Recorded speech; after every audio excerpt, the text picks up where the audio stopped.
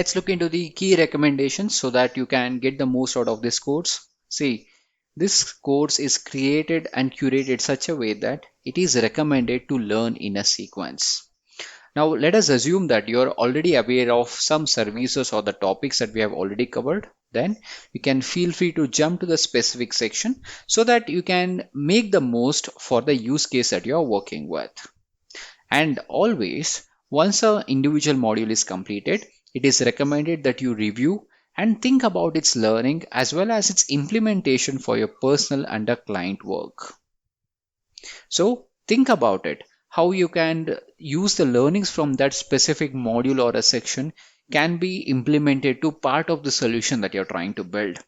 This will help you to have a quick recap on the topics that you have learned so that you can assimilate in a better way as you progress into future parts of the learning journey.